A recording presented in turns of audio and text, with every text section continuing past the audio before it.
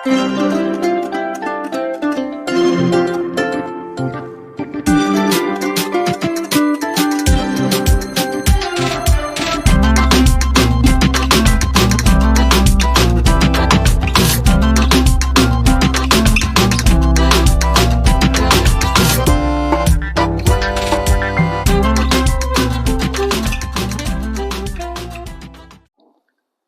தலைகளை தாழ்த்தி ஜெபிப்போம்.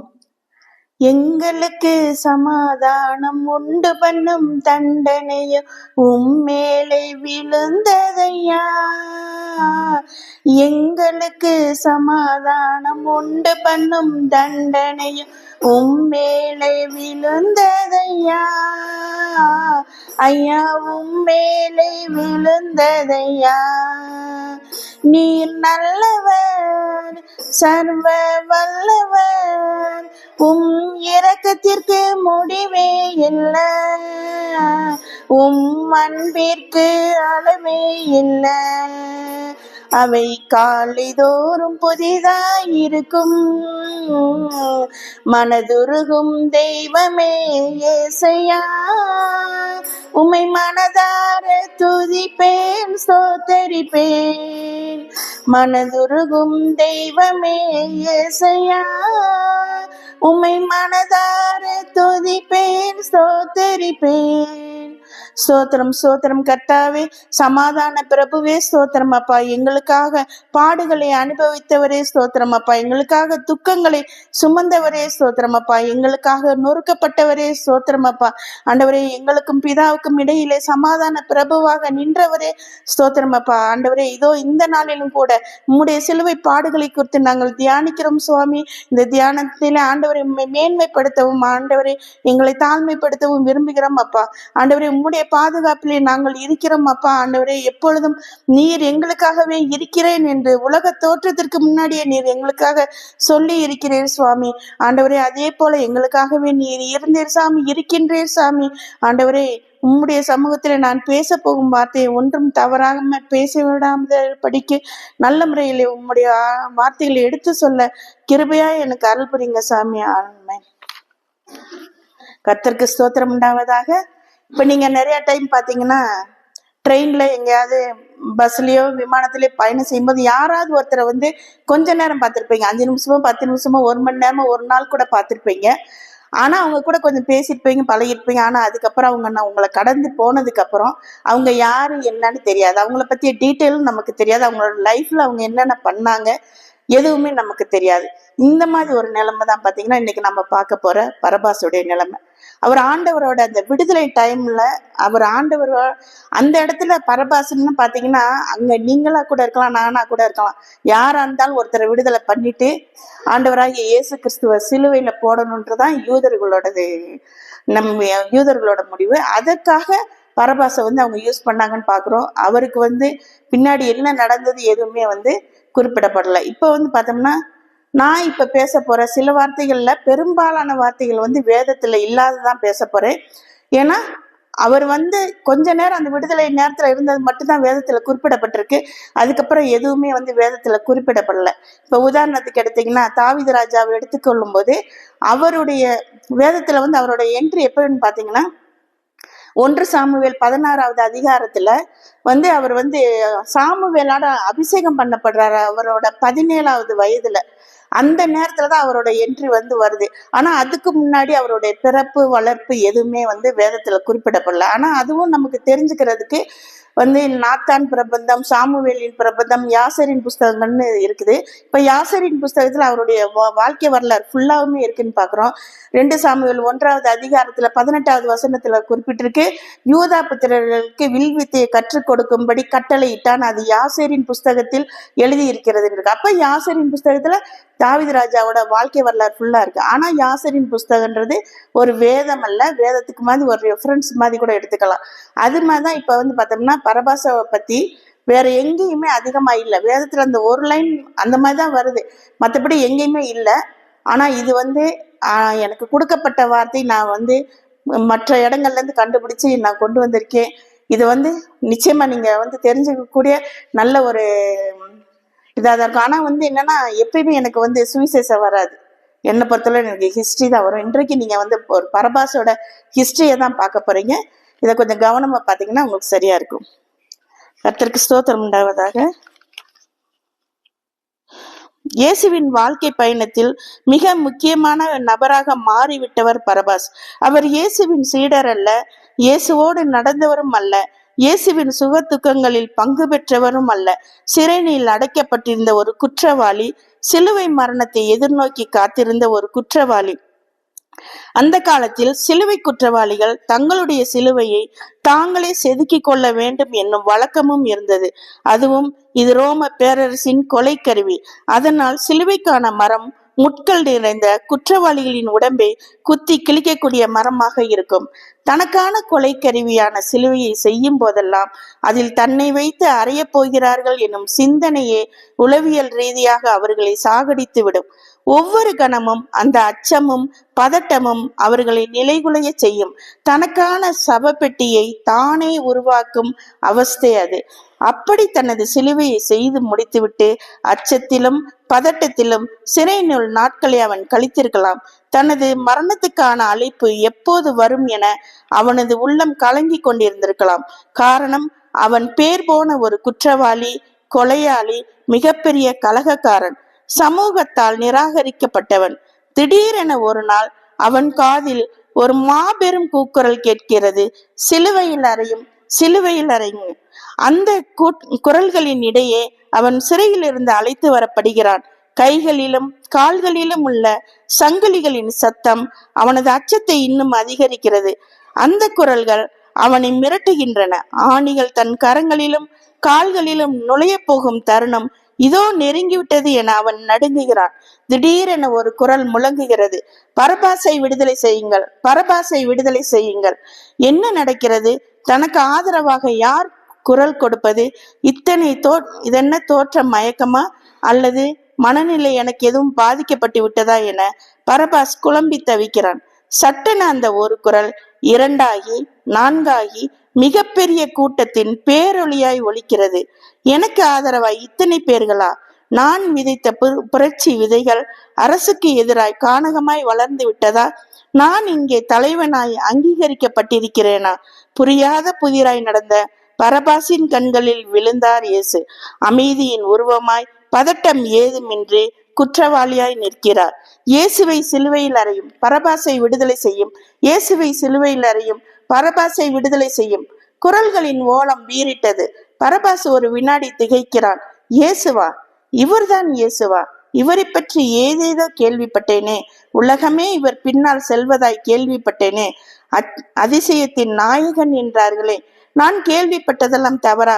இறந்தவர்களை கூட உயிர்ப்பிப்பதாய் சொன்னார்களே, இங்கே இயேசுவை சிலுவையில் அறைய செய்ய சொல்கிறார்கள், அவரும் அமைதியாய் நிற்கிறாரு. பரபாஸ் புரியாத நிலையில் இருக்கும் போதே அவனது கைகளிலும் கால்களிலும் இருந்த சங்கிலிகள் அவிழ்க்கப்பட்டன. அவன் விடுதலையாக்கப்பட்டான். பரபாஸ் தான் விடுதலையானதை நம்ப முடியாமல் அங்கிருந்து விலகினான். கூட்டம் அவனை ஏறெடுத்தும் பார்க்கவில்லை. எல்லோருடைய கவனமும் இயேசுவின் மீதே இருந்தது. அவனது விடுதலையை அல்ல, இயேசுவின் மரணத்தையே கூட்டம் விரும்பியது என்பதை பரபாஸ் புரிந்து கொண்டான்.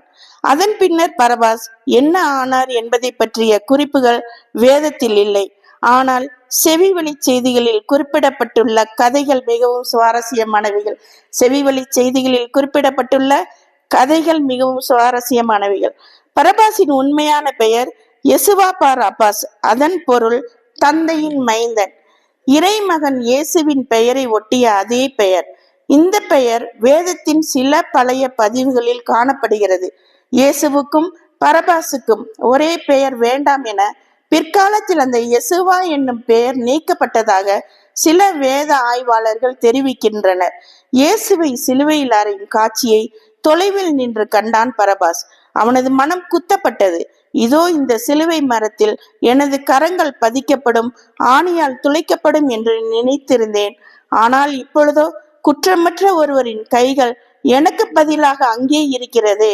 என் கால்கள் அறியப்பட வேண்டிய இடத்தில் பழுதற்ற ஒருவரின் பாதங்கள் இருக்கின்றனவே என கலங்கினார். பிதாவே, இவர்களை மன்னியும் எனும் இயேசுவின் அன்பின் குரல் இவனது காதிலும் சன்னமாய் விழுந்தது. தன் பாவங்களை இயேசு மன்னித்து விட்டதை பரபாஸ் உணர்ந்தான். தனக்காய் இயேசு மரித்ததை தூய இதயத்தில் ஏற்றுக்கொண்டான். இயேசுவை பற்றி அறிந்து கொள்ள அவரது சீடர்களை நாடி சென்றான். இயேசு இறந்து உயிர்த்த பின் தூய ஆவியானவரால் அருளப்பட்ட அந்த 120 பேரில் அவனும் ஒருவனாக இருந்தான். கர்த்தருக்கு ஸ்தோத்திரம் உண்டாவதாக. பரபாஸ், இவனை யோவான் 18:40 கள்ளன் என்கிறது. மத்தேயு 27:16 காவல் பண்ணப்பட்டவன் என்கிறது. லூக்கா 23 கலகத்தின் நிமித்தமும் கொலைபாதகத்தின் நிமித்தமும் காவலில் வைக்கப்பட்டிருந்தான் என்கிறது.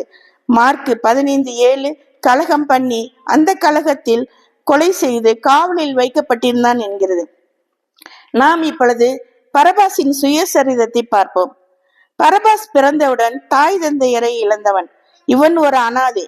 அனாதைகள் எல்லாம் இறைவனின் பிள்ளைகள் என்பார்கள். அதனால் தானோ இவன் பெயர் பிதாவின் குமாரன் அல்லது இறை மைந்தன் எனப்பட்டான். இவன் அடிமைகளை வளர்க்கும் ஒரு அரேபியனிடத்தில் வளர்ந்தவன். அவன் பரபாசை அடித்து துன்புறுத்தி சரியான முறையில் உணவு கொடுக்காததினால் பரபாஸ் ஒரு முரட்டுத்தனமான மனிதனாக, யாருக்கும் இரக்கம் காட்டாமல் ஒரு கொடூரமான மனிதனாக வளர்ந்தான். அவன் குழந்தை பருவம் மிகவும் கடினமான ஒன்றாக இருந்தது. அதனால் அவன் வாலிபனான பொழுது எல்லோரையும் அடித்து நொறுக்கும் மாவீரனாக இருந்தான். கத்தி சண்டை புரிவதில் வல்லவன். இவன் ஒரு யூதன். இவன் முதலில் எல்லோரிடமும் திருடினான். தன் இனத்தார் என்றும் பார்க்காமல் அவர்களை துன்புறுத்தி அவர்களிடம் இருப்பதை பறித்து கொண்டான். இவன் எதிரிகள் பலமுறை சாகடிக்க முயன்றனர். எல்லாவற்றிலும் இவன் தப்பித்து கொண்டான். அப்பொழுது செலத்தை என்னும் தீவிரவாத இயக்கம் ரோம பேரரசை எதிர்த்து கலகம் செய்து கொண்டிருந்தது. ஒருமுறை பரபாசை அவனுடைய எதிரிகள் கைகால்களை கட்டி நெருப்பின் நடுவில் போட்டுவிட்டனர். அப்பொழுது அவனை செலத்தை இயக்கத்தின் தலைவன் காப்பாற்றினான். அதிலிருந்து இருவரும் நல்ல நண்பர்கள். செலத்தை என்ற தீவிரவாத இயக்கம் யூதர்களுக்காக போராடி கொண்டிருந்தது மற்றும் ரோம பேரரசிடம் இருந்து தங்களை மீட்க மேசியா கையில் தீப்பிழம்பு போன்ற பட்டயத்தை எடுத்துக்கொண்டு வருவார் என்று நம்பிக்கொண்டிருந்தது. அதனால் அந்த இயக்கத்தினர் மேசியாவிற்காக காத்து கொண்டிருந்தனர். ஆனால் இயேசு கிறிஸ்துதான் அந்த மேசியா என்று அறியாமல் இருந்தனர். இந்த சூழ்நிலையில்தான் பரபாஸ் செலத்தை இயக்கத்தில் இணைந்தான். மற்றும் பரபாஸ் ஒரு ஏழை அனாதை பெண்ணை ஒரு விபச்சார விடுதியில் இருந்து காப்பாற்றி அழைத்து வந்து அவன் பாதுகாப்பில் வைத்திருந்தான். பின்பு அந்த பெண்ணை அவன் மணந்து கொண்டான். அவன் தன் மனைவியை மிகவும் நேசித்தான். அவன் மனைவியின் பெயர் எஸ்தர். எஸ்தர் ஆண்டவராகிய இயேசு கிறிஸ்துவின் வார்த்தைகளில் ஈர்க்கப்பட்டு அவர் பிரசங்கங்கள் நடக்கும் இடங்களுக்கு எல்லாம் செல்ல ஆரம்பித்தாள். மற்றும் ஊருக்கு வெளியே தொழுநோயாளிகளை ஒதுக்கி வைத்திருப்பார்கள். அங்கு சென்று அவர்களுக்கு சேவை செய்வாள். ஒரு நாள் ஆண்டவருடைய பிரசங்கம் கேட்கும் பொழுது அவளுக்கு ஒரு முக்கியமான நபரின் அறிமுகம் கிடைத்தது. அது வேறு யாருமல்ல, பிலாத்துவின் மனைவி கிளாடிஸ். கிளாடிஸ் தான் ஒரு ஆளுநரின் மனைவி என்று பொதுமக்களுக்கு தெரியாமல் இருப்பதற்காக சாதாரண உடை அணிந்து ஆண்டவருடைய பிரசங்கம் கேட்க வருவார். ஒரு கல்வனின் மனைவியும் ஒரு ஆளுநரின் மனைவியும் நெருங்கிய தோழிகள் ஆனார்கள். பரபாஸ் செலத்தை இயக்கத்தில் இணைந்து ரோம பேரரசுக்கு எதிராக கலகம் செய்தான். ரோமர்களின் சார்பில் பிலாத்து ஆளுநராக இருந்தான். யூத மக்களிடம் அதிகமாக வரி வசூலித்தான். பிலாத்துவிடம் இருந்த போர் சேவகர்கள் தங்களது அதிகாரத்தை பயன்படுத்தி பொதுமக்களிடம் இருக்கும் பொருட்களை கொள்ளையடித்தனர். இதெல்லாம் செலத்தை இயக்கத்தினர் எதிர்த்தனர். ரோமருக்கு எதிராக கலகம் செய்தனர். அவர்களோடு பரபாசும் இருந்தான். அந்த கலகத்தில் சில ரோம வீரர்கள் கொல்லப்பட்டனர். அதனால் பரபாசும் அவனோடு இருந்தவர்களும் காவலில் வைக்கப்பட்டனர். இவர்களுக்கு மரண தண்டனை அறிவிக்கப்பட்டது. மரண தண்டனை ரோமாபுரியில 2 வகை. ஒன்று சிலுவையில் அறைகிற மரண தண்டனை, இன்னொன்று ரோமாபுரி அரங்க தண்டனை என்பது. அது ஒரு பெரிய திடல் அரங்கம் மாதிரி இருக்கும். அதுல சுற்றிலும் பாத்தீங்கன்னா நிறைய இருக்கைகள்லாம் போட்டிருப்பாங்க. ராஜாவுக்கு எப்ப இஷ்டம் ஒரு சந்தோஷமா ஏற்படுறாங்க இருக்குதோ அப்ப பெரிய பெரிய தனவந்தர்கள், புகழ் பெற்றவங்க, முக்கியமானவங்க எல்லாம் விருந்துக்கு அழைச்சி அவங்களுக்கு தடபுடலா விருந்து கொடுப்பாங்க. கேளிக்கை விருந்துகள் எல்லாமே இருக்கும். அங்க நிறைய கேளிக்கை ஆட்டங்கள்லாம் இருக்கும். அதோட முக்கியம் என்னன்னா, இங்க சிறையில இருக்கிற கைதிகளை அங்க கொண்டு போய் அவங்க மரணத்துக்கு உட்படுத்துவாங்க. எப்படின்னு பாத்தீங்கன்னா, 2 பேரா சண்டை போட விடுவாங்க. அதுல ஒருத்தர் கட்டாயம் இறந்துடணும், ஒருத்தர் இருப்பாங்க.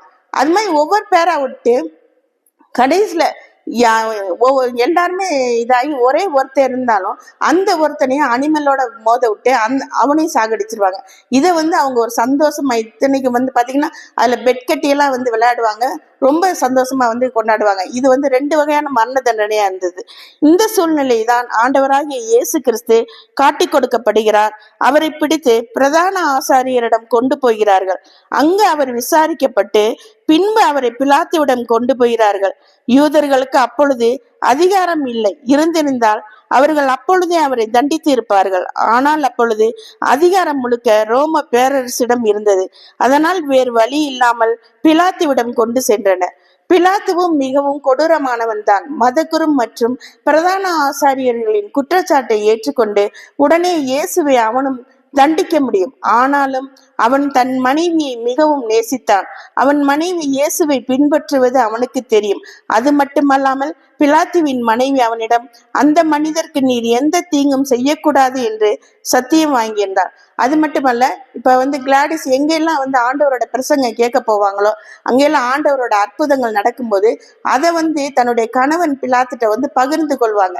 ஒவ்வொரு தடவையும் அவங்க சொல்ல சொல்ல இவருக்குமே தன்னறியாமையே ஆண்டவர்கிட்ட அவருக்கு ஈடுபாடு வர ஆரம்பிச்சது.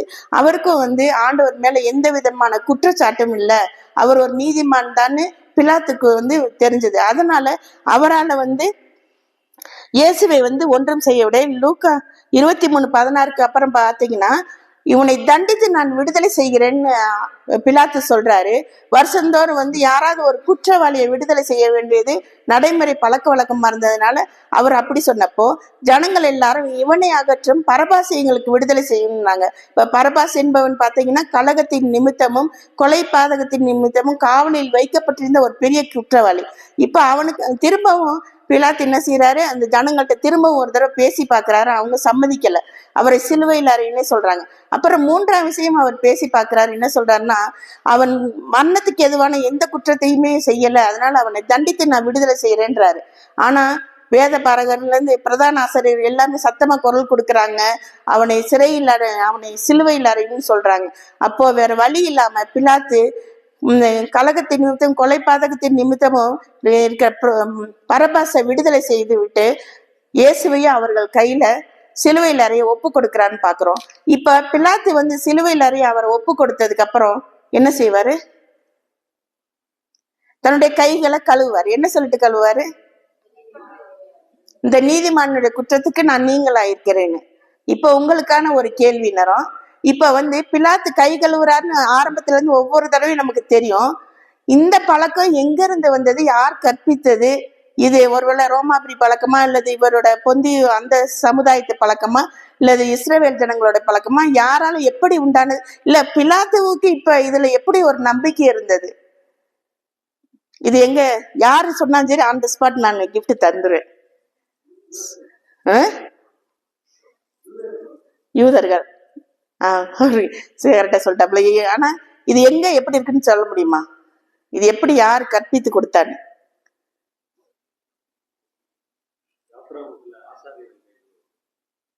இல்ல, உபாகமம் 21 நீங்க இந்த வசனத்தை எடுத்தீங்கன்னா தான் உங்களுக்கு எல்லாத்துக்கும் ஞாபகத்துல இருக்கும். அதனால இந்த இடத்துல மட்டும் நீங்க அந்த வசனத்தை எடுங்க.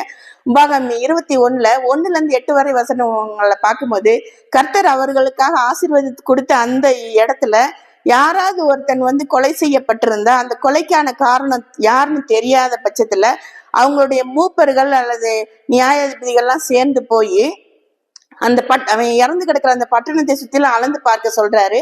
அதற்கப்புறம் அங்க உள்ள மூப்பர்கள் இருந்து என்ன செய்யணும்னா, எந்த வேலையிலும் பயன்படுத்தப்படாத, அது மட்டுமல்ல நுகத்தடியில மாட்டப்படாத ஒரு கிடாரிய கொண்டு உழுதாலும் விதையாத ஒரு உழுதாலும் அந்த இடத்துல அவர் அந்த கிடரிய தலையை வெட்டி போடணுன்றாங்க. அந்த இடத்துல இந்த மூப்பர்கள் லேவியர்கள்லாம் வந்திருக்கணும். அதே இடத்துல இந்த மூப்பர்கள் தங்களுடைய கைகள் அந்த கிடாரி மேல கழுவிட்டு, நாங்க எங்களுடைய கைகள் இந்த ரத்தத்துக்கு வாசிங்க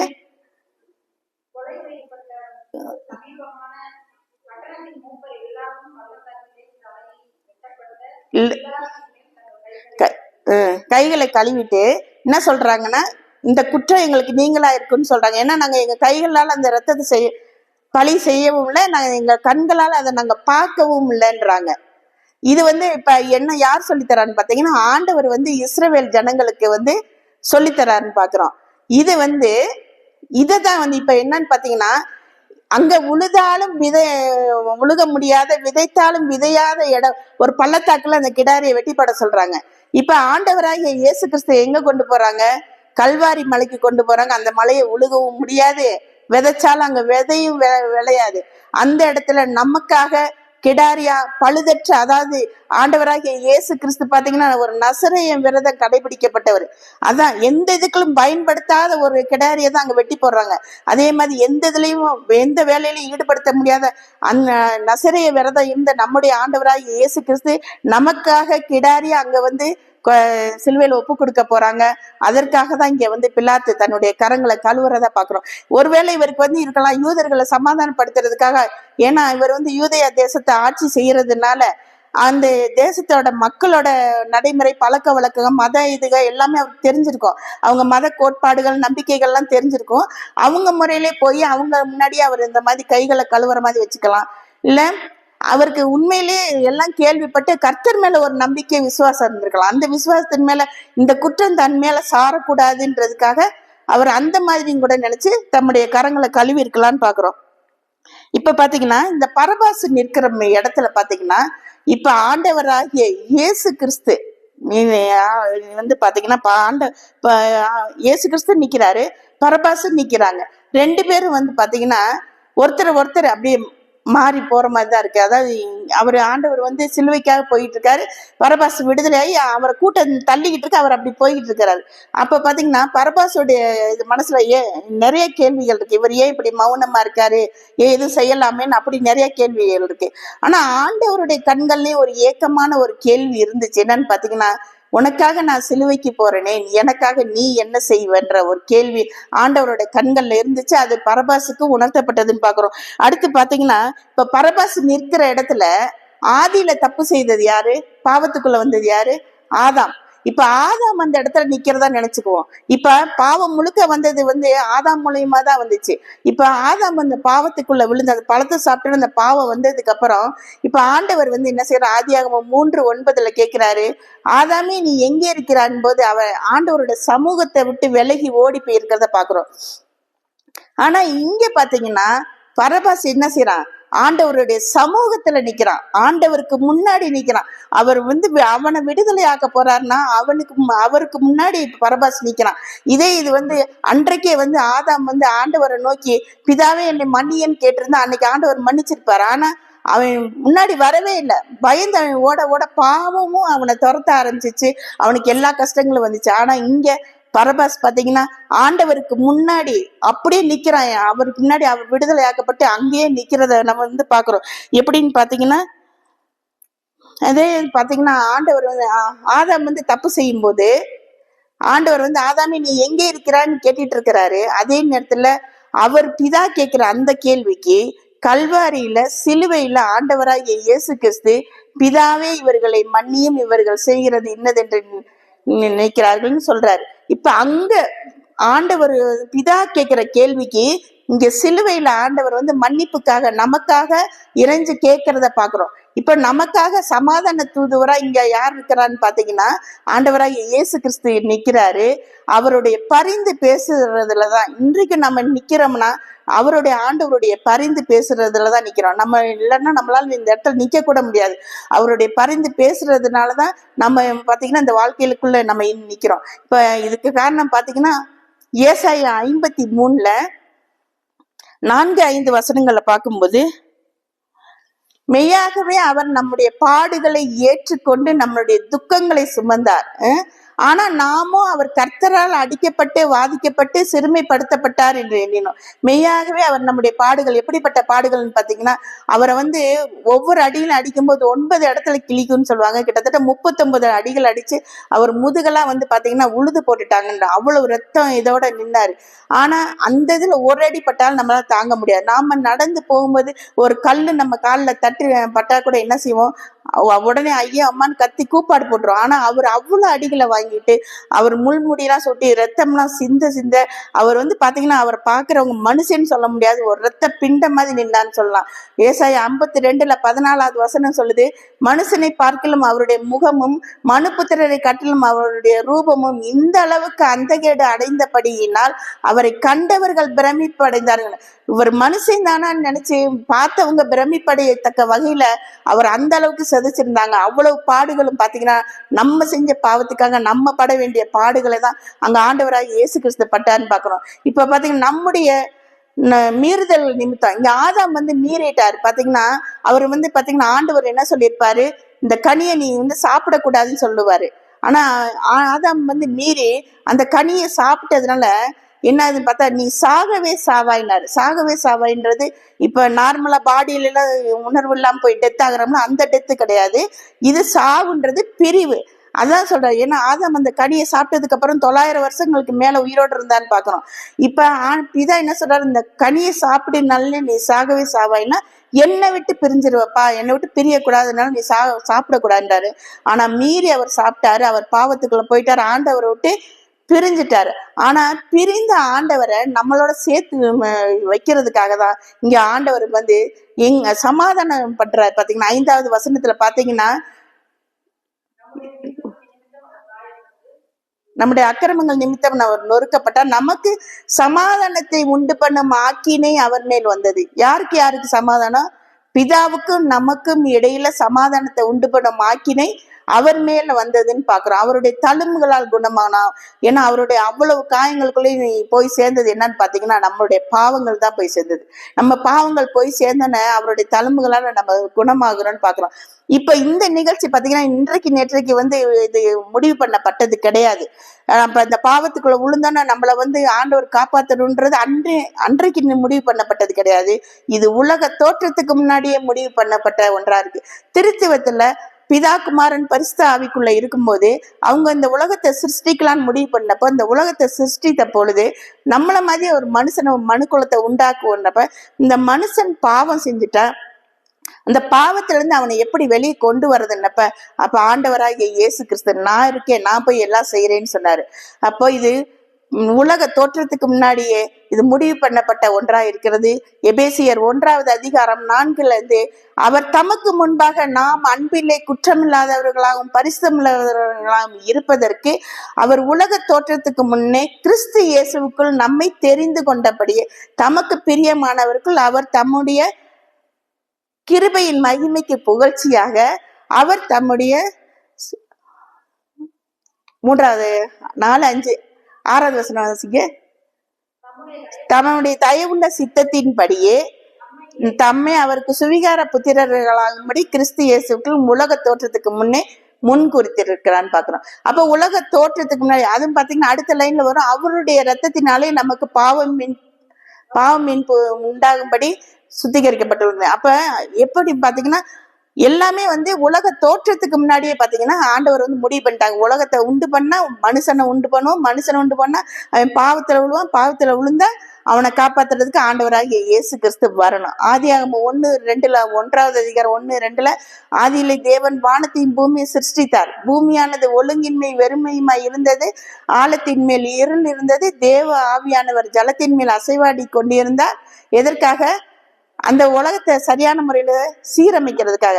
அப்ப ஆண்டவராய இயேசு கிறிஸ்து அங்க வந்தாதான் சரியாகணும், வெளிச்சம் உண்டாக கடவுதுன்னாரு. வெளிச்சமாகிய இயேசு கிறிஸ்து உள்ள வந்தாரு, இந்த உலகம் நல்ல முறையில சீரமைக்கப்பட்டதுன்னு பாக்குறோம். அதே மாதிரிதான் நம்ம பாவத்துக்குள்ள உளுந்தன வார்த்தையா இந்த தேவன் மனுஷனா அந்த உலகத்துக்கு வராரு. நமக்காக இந்த ஜீவனுள்ளோர் தேசத்திலிருந்து நம்முடைய பாவங்களை எடுத்துக்கிட்டு அவர் அறுப்புண்டு போறத வந்து நம்ம பாக்குறோம். அடுத்து பாத்தீங்கன்னா ஏசாயா 53 6, 7, 8 வசனங்களை பார்க்கும்போது நாம் எல்லோரும் ஆடுகளை போல வழி தப்பி தெரிந்தோம், அவனவன் தன் தன் வழியிலே ஆடுகளை போல வழி தப்பி தெரிந்து அவனவன் தன் தன் வழியிலே போனோம். ஆனா கர்த்தரும் நம் எல்லோருடைய அக்கிரமங்களையும் அவர் மேல் விழ பண்ணார். ஏன்னா நம்மளாம் இஷ்டத்துக்கு நீங்க ஒரு பாவம் நான் ஒரு பாவம் ஆளுக்கு ஒரு பாவத்தை செஞ்சுக்கிட்டே போனோம். ஆனா ஆண்டவர் வந்து நம்மளுடைய எல்லா அக்கிரமத்தையும் பாத்தீங்கன்னா அவர் மேல் விலை பண்ணார். ஆண்டவர் வந்து யோவான் 10:11 சொல்றாரு, நானே நல்ல மேய்ப்பன், நல்ல மேய்ப்பன் தன் ஆடுகளுக்காக தன் ஜீவனையும் கொடுக்கிறான்றார். ஏன்னா அவர் மட்டும்தான் நமக்காக வந்து எல்லாமே செய்ய முடியும். அதுவும் எப்படி கொடுக்கிறான்னு பாருங்க. 10:18 வசனம் சொல்லுது, என் ஜீவனை எடுக்க யாருக்கும் அதிகாரம் இல்லை, நானே என் ஜீவனை கொடுப்பேன், நானே என் ஜீவனை எடுத்துக்கொள்வேன், இந்த கட்டளை நான் என் பிதாவின் இடத்தில் பெற்றுக்கொண்டேன்றாரு.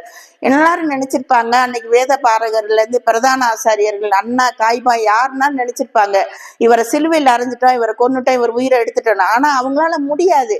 இவர் பார்த்து நமக்காக தன்னுடைய ஆடுகளான அவருடைய ஆடுகள் நமக்காக அவர் தன்னுடைய ஜீவன் அந்த இடத்துல கொடுத்தாரு.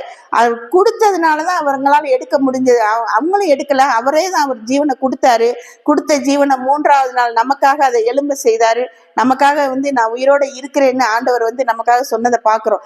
இப்போ அதே மாதிரிதான் பாத்தீங்கன்னா இப்ப இவர் இருக்காரு இல்லையா பரபாஸ் வந்து ஆண்டவருக்கு முன்னாடி நிற்கும் போது, இன்னைக்கு பரபாசுக்காக ஆண்டவர் வந்து எல்லாமே கொடுத்துருக்காருன்னு பார்த்துக்கோங்க. இப்ப பரபாஸ் வந்து ஆண்டவருக்கு முன்னாடி நிற்கும் போது அவருடைய மனசுல வந்து பாத்தீங்கன்னா 1000 கேள்விகள் எழுந்துச்சுன்னு பார்க்கலாம். ஏன் இவர் இப்படி இருக்காரு, ஏன் இப்படி மௌனமாவே இருந்துகிட்டு இருக்காருன்னு அவருக்கு வந்து நிறைய கேள்விகள் தெரிஞ்சிச்சு. அதே நேரத்துல ஆண்டவரோட கண்கள்ல இருந்து எனக்காக நீ என்ன செய்வேன்றது இந்த கேள்விகளோட அவர் வந்து பாத்தீங்கன்னா எங்க போனாருன்னா தன்னுடைய அவருடைய ஆண்டவருடைய சீடர்கள்ட்ட போனாரு. சீடர்கள்ட்ட போய் கேட்டப்பதான் பேதுரு முதலான எல்லாரும் வந்து ஏன் ஆண்டவர் நமக்காக இப்படி சிலுவையில் அறைய போறாருன்ற அந்த காரணங்களை சொல்லும் போது அவருக்கு வந்து ரொம்ப உருக்கமா இருந்தது. அதுக்கப்புறம் பாத்தீங்கன்னா பரபாஸ் கையில ஆயுதம் இல்லாம இருந்ததே இல்லை. ஆனா அதுக்கப்புறம் அவர் எந்த ஆயுதத்தையும் அவர் கையில எடுக்கலன்றாங்க. அது மட்டுமல்ல, அவர் வந்து பாத்தீங்கன்னா நிறைய ஊழியங்கள் செய்திருக்காரு. சிசேரியா பட்டணம் மூலியமாவது அவருடைய ஊழியங்கள் இருந்திருக்கு.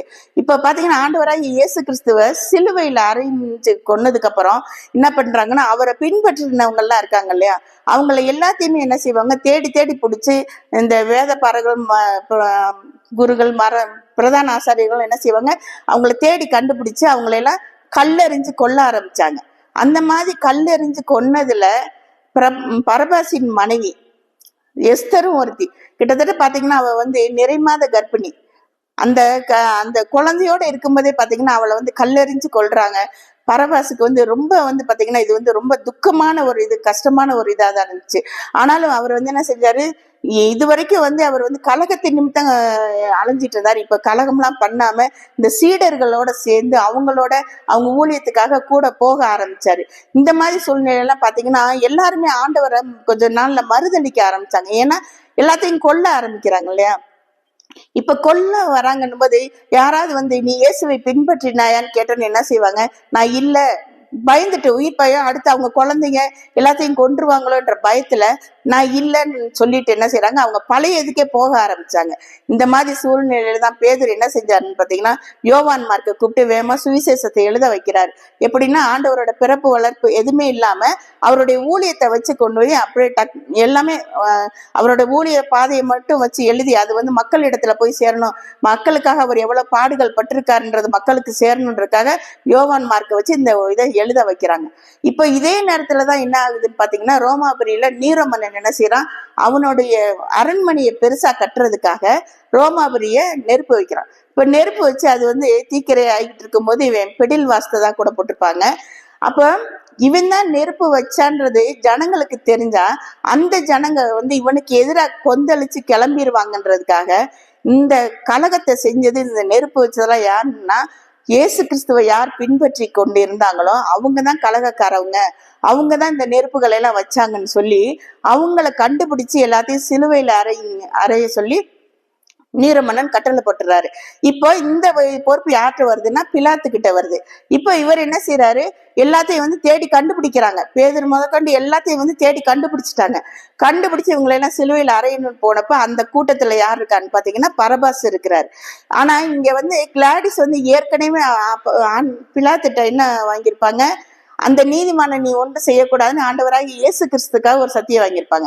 இப்ப இன்னொரு சத்தியம் வாங்கியிருப்பாங்க. என்னன்னா அந்த நீதிமானால் காப்பாற்றப்பட்ட பரபாசை நீ ஒரு நாளும் கை வைக்க கூடாதுன்னுட்டு, உன்னால் அவனுக்கு ஒரு மரணம் வந்து ஏற்படவே கூடாது, என்னைக்குமே அவனுக்கு மேல கரங்களை வைக்க கூடாதுன்னு சொல்லியிருப்பாங்க. இப்ப வந்து பிலாத்துக்கு என்ன தோணுதுன்னா, பரபாஸ் அந்த கூட்டத்துல இருக்கான், அவனை வந்து எதுவும் செய்ய கூடாது, அவனை விடுதலை பண்ணியே தீரணும், வேற வழி இல்லை. இவன் என்ன செய்யறான், தன்னுடைய சேவகர்கள்ட்ட சொல்லி போய் பரபாசை மட்டும் அதுல இருந்து வெளியே எடுத்துட்டு மத்தவங்கள சிலுவையில அறைஞ்சிருன்னு சொல்லிட்டு போயிட்டான். இப்ப இந்த சேவகர்களுக்கு பரபாஸ் யாருன்னு தெரியாது. போய் என்ன செய்யறாங்க, போய் நீங்க வந்து இங்க பரபாஸ் யாருன்னு கேக்குறாங்க. அப்ப பரபாஸ் என்ன செய்ய நினைக்கிறான், நம்மளை விடுதலை பண்ண போறாங்க, நாம வெளியில போய் நாம என்ன செய்ய போறோம், நமக்கு ஆண்டவரோட ஊழியத்தை செய்யற அளவுக்கு அவ்வளவு திறமை இல்லை. ஆனா இங்க பேதுரு முதற்கொண்டு நிறைய பேர் இருக்காங்க, இவங்கெல்லாம் ஒருவேளை வெளியில போனாங்கன்னா ஆண்டவரை பத்தி நல்லா எடுத்து சொல்ல முடியும்லன்னு சொல்லிட்டு பேதுருகிட்ட போய் கேட்கிறாரு. என்னன்னா, நீங்க வெளியே போங்க என் பேரை சொல்லி, நான் உங்களுக்காக இங்க மறிக்கிறேன். அப்ப பேதுரு என்ன செய்யறாரு, தான் வயசானவன், தன்னால ஒண்ணும் முடியாதுன்ற காரணத்தினால நீ மார்க்க வெளியே கொண்டு போ, அவன் 25 இருந்து 27 வயதுக்குள்ள உள்ள ஒரு வாலிபன் சுவிசேஷம் எழுதிக்கிட்டு இருக்கான், அவன் வெளியே போனானா அந்த சுவிசேஷம் முடிக்கப்படும், அந்த சுவிசேஷம் முடிக்கப்பட்டா ஜனங்களோட கரங்கள் அது கிடைக்கும். அதனால நீ உன் பேரை சொல்லி நீ அவனை வெளியே கொண்டு போ, நான் ஆண்டவருக்காக ரத்த சாட்சியா மறிக்கிறேன்னு பேதுரு சொல்றாரு. இப்போ பரபாசே என்ன செய்யறாரு, மார்க்க கூட்டிட்டு போய் இவன் தான் பரபாசுன்னு சொல்லி அவங்க சேவகர்கள்ட்ட ஒப்படைக்கிறத பாக்குறோம். இப்ப வந்து மார்க் வந்து வெளியில போறாரு. இப்ப இருக்கிறவங்களையெல்லாம் வந்து பாத்தீங்கன்னா இவங்க வந்து சிலுவையில போட்டுடுறாங்க. பேதுரு கூட ஆண்டவருக்காக தலைகீழா சிலுவையில அறையப்பட்டதா போட்டிருப்பாங்க. இப்போ எல்லா வேலையும் முடிஞ்சிருச்சு, இத மேற்பார்வை பாக்குறதுக்காக பிலாத்து வராரு. இப்ப பிலாத்து வந்து பார்க்கும்போது ஒவ்வொருத்தரையா பார்த்துட்டு வரும்போது அங்க பரபாஸ் சிலுவையில இருக்கிறத பாக்குறாரு. ஐயோ, இவனை நம்ம விடுதலையில செய்ய சொல்லியிருந்தா இவன் எப்படி சிலுவையில இருக்கான்ட்டு அங்க இருக்க சேவகர்கள்ட்ட நான் பரபாசை விடுதலை செய்ய சொன்னேன்னு கேட்கும்போது, நாங்க விடுதலை செஞ்சுட்டோன்னு யாருன்னு கேட்டப்ப மார்க்க காமிக்கிறாங்க. இவருக்கு தெரியும் மார்க் சுவிசேஷம் எழுதிட்டு இருக்கிறது பிலாத்துக்கு தெரியும். ஆனால் இந்த நேரத்துல மார்க்கு காப்பாத்த மார்க் எதுவும் சொல்லக்கூடாதுன்னு அவர் பேசாம இருந்தாரு. சரி, இவன் தான் பரபாசன்னு யார் உங்களுக்கு சொன்னானப்ப அவங்க பரபாச கை காட்டுறாங்க, இவர் தான் பரபாசன்னு சொன்னாருன்னுட்டு. இப்போ இன்னைக்கு உண்மையிலே வந்து பாத்தீங்கன்னா நம்ம கரங்கள்ல மார்க் சுவிசேஷம் இருக்குதுன்னா அதுக்கு முக்கியமான முழுமுதல் காரணம் வந்து பரபாஸ் தான். அவர் வந்து அன்னைக்கு ஆண்டவர் வந்து அவருடைய கண்களால கேட்டாரு, நான் உனக்குக்காக சிலுவைக்கு போறேன், நீ எனக்காக நீ என்ன செய்வன்னு. இன்னைக்கு பரபாஸ் வந்து இரத்த சாட்சியா அவருக்காக மரித்திருக்கிறத பாக்குறோம். இதை பார்த்தோன்ன பிலாத்துக்கு ஏற்கனவே ஆண்டவர் மேல ஒரு ஈடுபாடு இருந்துகிட்டு இருந்துச்சு. அப்போ ஒரு கொலைகாரனா இருந்தவன், ஒரு கலகக்காரனா இருந்தவன், அவனே வந்து இந்த அளவுக்கு மாறி ஆண்டவருக்காக தன்னுடைய உயிரை கொடுத்திருக்கானே, அப்ப ஏன் நம்மளும் வந்து நம்ம ஆண்டவருக்காக நம்ம வந்து அவரு ஏத்துக்க கூடாதுன்னு சொல்லிட்டு அந்த நேரத்துல இருந்து பிலாத்து வந்து ஆண்டவரை ஏற்றுக்கொள்றத பாக்குறோம். அது மட்டுமல்ல, நிறைய நேரங்கள்ல பாத்தீங்கன்னா பிலாத்து வந்து இந்த ஆண்டவருடைய வழியிலே செல்ல ஆரம்பிச்சாரு. ஒரு டைம் கூட சமாரியர்களுக்கும் யூதர்களுக்கும் இடையில பிரச்சனை வரும். அப்படி பிரச்சனை வர்றப்ப, ஏன்னா சமாரியர்கள்லாம் வந்து இயேசுவை ஏத்துக்கொண்டவங்க, அதனால சமாரியர்கள் பக்கமா பிலாத்து நின்று அவங்களுக்காக போராடினாரு. அதனால என்ன செய்யறாங்கன்னா யூதர்கள் வந்து கலவரம் பண்ண ஆரம்பிச்சுட்டாங்க. இப்ப ரோமாபுரி அரசே வந்து யூதர்களை வந்து சரிசமமா வச்சு அவங்க வந்து இவங்களுக்கு ஒத்து போகணும், ஒத்து போனாதான் அந்த இடத்துல வந்து நல்ல முறையில ஆட்சி செய்ய முடியும். இப்ப யூதர்கள் வந்து கலகம் பண்றாங்கன்னு தெரிஞ்சோடனே இதுக்கு இப்ப வந்து இவர் என்ன செய்யறாங்க, அந்த பதவியை விட்டு விளக்குறாங்க. இதுக்கு முன்னாடி இருந்த அந்த ஆளுநர் பதவியில இருந்தவங்களாம் 2 வருஷம் 3 வருஷம் தான் இருந்தாங்க. பிலாத்து வந்து கிட்டத்தட்ட 26ல இருந்து 36 வரைக்கும் 10 வருஷங்கள் இருந்திருக்காரு. ஆனா அவர் பதவி விலகிறது காரணம் ஆண்டவராகிய இயேசு கிறிஸ்துவை ஏற்றுக்கொண்டது நிமித்தம் அவர் இயேசுவை சார்ந்தவங்களுக்காக துணையா நின்னார் இல்லையா. அதனால யூதர்கள் கலகம் பண்ண ஆரம்பிச்சாங்க. அந்த கலகத்தின் நிமித்தம் தான் இவரை வந்து பதவியில இருந்து நீக்கினாங்கன்னு பாக்குறோம். இப்ப பாத்தீங்கன்னா இது பரபாசு வந்து ஆண்டவர் கடைசியில ஏத்துக்கிட்டாரு, பிலாத்துவும் ஏத்துக்கிட்டாரு. இப்ப அவங்களோட மனைவி கிளாடிஸ் இருக்காங்க இல்லையா, அவங்களும் பாத்தீங்கன்னா கடைசி வரைக்கும் ஆண்டவரோட ஊழியத்துலதான் இருந்திருக்காங்க. அவர் வந்து பவுல் கிட்ட வந்து ஞானஸ்நானம் வாங்கிட்டு பவுலோட சேர்ந்து அவங்க வந்து ஊழியம் பார்த்ததா போட்டிருக்கு. 2 தீமோத்தேயுல 4வது அதிகாரத்துல 21வது வசனத்துல பாத்தீங்கன்னா அவர் தீமோத்தேயுக்கு லெட்டர் கடிதங்கள் எழுதும் போது அந்த கடிதத்துல ஒரு வரி சொல்லியிருப்பார், நீ மழை காலத்துக்கு முன்னாடி ஜாக்கிரதையா வந்து சேருன்ட்டு. அதுல ஒரு 2-3-4 பேரை போட்டு அவங்க எல்லாம் உன்னை வாழ்த்துறாங்கன்னு போட்டிருப்பாரு. அதுல கிலவுதியான்னு ஒரு பேர் வரும் பாருங்களேன். அந்த கிலவுதியானா தமிழ்ல போட்டிருக்கு, இங்கிலீஷ் பைபிள்ல அதுக்கு வந்து கிளாடியான்னு போட்டிருக்கு. அப்ப பிலாத்துவின் மனைவி கிளாடியா வந்து கடைசி வரைக்கும் வந்து ஊழியத்துல ஒரு பவுலோட சேர்ந்து ஊழியத்துல இருந்திருக்காங்கன்னு பாக்குறாங்க. இப்ப வந்து பார்த்தோம்னா பரபாஸ் வந்து ஆண்டவர் வந்து இதை எப்படி பரபாசை விடுதலை பண்ணாரோ, ஆனா பரபாஸ் வந்து ஆண்டவருக்காக நின்னுட்டாரு. இப்ப பரபாஸ் நின்ன இடத்துல, அதே இடத்துல நாம நின்னோம்னா நம்மளையும் வந்து ஆண்டவர் பார்த்து கேட்கிற கேள்வி என்னன்னு பாத்தீங்கன்னா, எனக்காக நீ என்ன செய்வன்னு தான். இப்ப நாம வந்து பரபாஸ் வந்து ரத்த சாட்சியா மறிக்கணும்லாம் இல்லை. ஆனா நம்ம ஆண்டவரை சார்ந்து இருக்கணும், அவரே நம்பி இருக்கணும், அவருக்குள்ளேயே இருக்கணும்னு விரும்புறாரு. அது மட்டும் இல்ல, நம்ம ஆண்டவரை பத்தி நமக்கு என்ன தெரியுதோ அதெல்லாம் வந்து வெளியில மற்றவங்கள்ட்ட போய் சொல்லணும். ஏன்னா கர்த்தர் மட்டும்தான் இஸ்ரவேல் ஜனங்கள்னு ஒரு குரூப்பை வச்சுக்கிட்டு அவங்களுக்காகவே இருந்தார். ஆனா நம்முடைய ஆண்டவர் அப்படி இல்லை. அவர் வந்து காணாமல் போன இஸ்ரவேல் ஆடுகளுக்காக மட்டும் வரவில்லை. யோவான் 10:15 சொல்லுது, மற்ற மந்தையில உள்ள ஆடுகளுக்காகவும் நான் வந்தேன்றாரு. இப்ப மற்ற மந்தையில உள்ள ஆடுகள் எல்லாம் கூட்டி சேர்க்கறது எப்படி? அவர் சொல்றாரு, அறுவடையே மிகுதி ஆட்களோ குறைவுன்றாரு. அவரு அந்த அளவுக்கு ஆட்கள் கம்மின்னு அவர் கஷ்டப்படும் போது அந்த ஆட்கள்ல ஒருத்தர நம்மளும் மாறி, இப்ப நான் கூட இங்க நிறைய பேர் கிறிஸ்துவ பத்தி தெரிஞ்சவங்க தான் உட்கார்ந்துருக்கீங்க. உங்ககிட்ட நான் இந்த வார்த்தைகளை பேசுறதை விட நான் வெளியில போய் பிரஜாதிட்ட ஒருத்தர்கிட்ட பேசி, உங்களுக்காக ஒருத்தர் இருக்காரு, உங்களுக்காக பாடுபட்டிருக்காரு, அவரை நோக்கி நீங்க வாங்கன்னு சொல்லி இந்த லென்த் டேஸ்ல நம்ம ஒருத்தரவாது நம்ம ஆண்டவர் பக்கமா கூப்பிட்டு ஆண்டவருக்குள்ள கொண்டு வந்தோம்னா அதுதான் வந்து அவருடைய அறுவடைக்கு நாம செய்யற உதவியா இருக்கும். நாம கர்த்தருக்காக நின்று அவருக்காக போராடணும். அது மட்டும் இல்ல, நம்ம வேதத்தை நல்லா படிக்கணும். படிச்சு அந்த வேதத்துல உள்ளதை மற்றவங்களுக்கு சொல்லி அவங்கள உங்களுக்காக ஒரு ஆண்டவர் இருக்காருன்னு நம்ம அழைச்சிட்டு வரணும். அதுக்கு கர்த்தர் தாமே நமக்கு எல்லாவற்றையும் செய்வாராக. ஆமென்.